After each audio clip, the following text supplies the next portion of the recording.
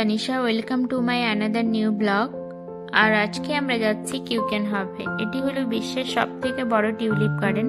তো আমরা এখন ডেলফ স্টেশন থেকে ট্রেন নেব। এই যে আমাদের ট্রেন চলেও এসেছে আর ট্রেনে আমরা উঠেও গেছি।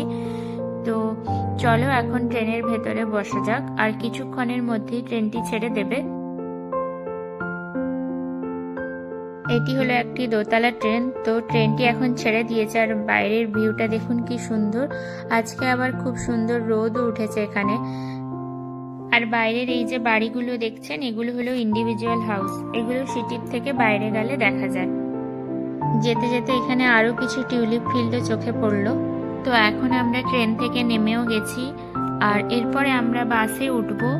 তো আমরা পৌঁছে গেছি নেদারল্যান্ডের ক্যাপিটাল আমস্টারডামে। আর এই জায়গাটা এতটাই সুন্দর ছিল, ভাবলাম বাসে ওঠার আগে পুরো জায়গাটার একটা ছোট্ট করে ভিডিও ক্লিপস নিয়ে নিই।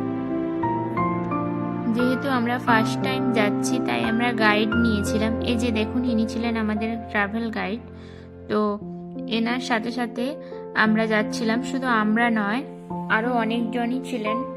এখান থেকে 5 to 7 মিনিটস মতো হেঁটে আমরা পৌঁছালাম বাসের কাছে।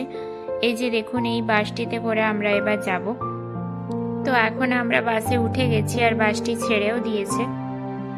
তো বাসে এই 45 মিনিটস মতো লাগবে, তারপর আমরা পৌঁছে যাব কিউকেনহফে। তো ফাইনালি এবার আমরা বাস থেকে নেমে গেছি আর পৌঁছে গেছি কিউকেনহফে। তো চলো ভেতরের দিকে যাওয়া যাক। আমাদের টিকিট আমরা বেশ কিছুদিন আগে অনলাইন থেকে কেটে রেখেছিলাম।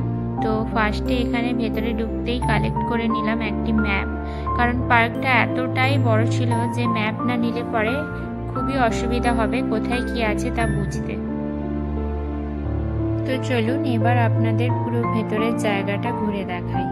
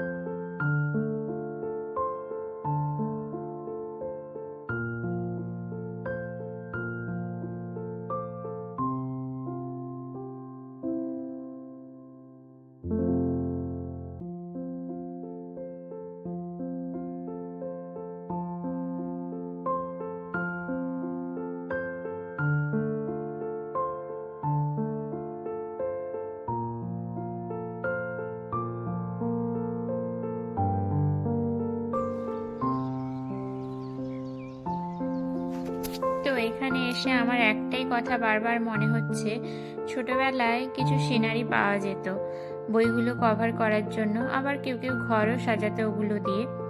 তো আজ মনে হচ্ছে ওই সিনারিগুলোই বোধহয় নিজের চোখে সামনে থেকে দেখছি একদম।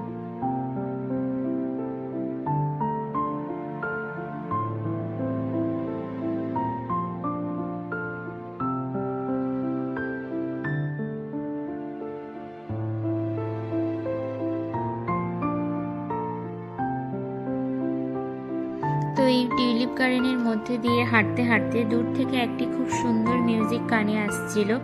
দূরে কি হচ্ছে তা দেখার জন্য এই মিউজিকটাকে ফলো করতে করতে চলে এলাম এখানে।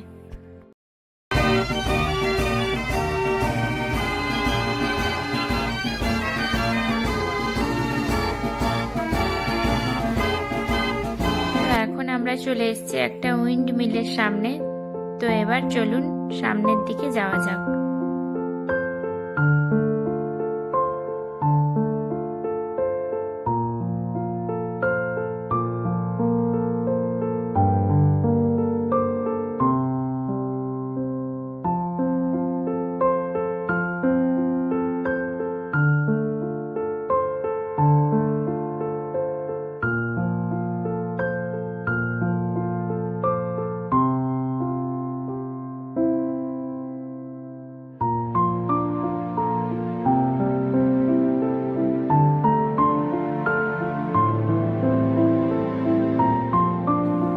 এবার আমরা যাব ফ্লাওয়ার শো এর কাছে।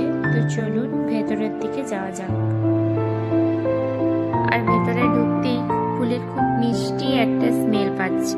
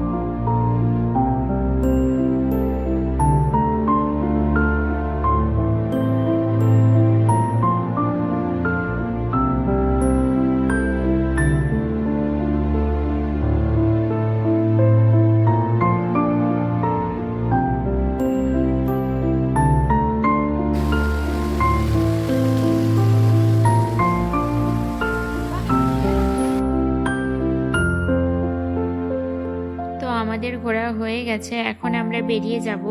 এই এত বড় গার্ডেনটি ঘুরে দেখতে মোটামুটি 6 to 7 আওয়ার্স মতো লেগেই যায়। আর যারা স্প্রিং টাইমে হল্যান্ড আসছেন অবশ্যই কিউকেন হপটি ভিজিট করুন। আশা করছি আপনাদেরও খুব ভালো লাগবে। যদি আমার আজকের এই ব্লগটি ভালো লেগে থাকে অবশ্যই একটি লাইক করে দেবেন। আর আপনি যদি আমার চ্যানেলে নতুন হয়ে থাকেন তো চ্যানেলটি অবশ্যই সাবস্ক্রাইব করে পাশে থাকবেন। দেখা হচ্ছে নতুন কোনো ভিডিও নিয়ে। টাটা।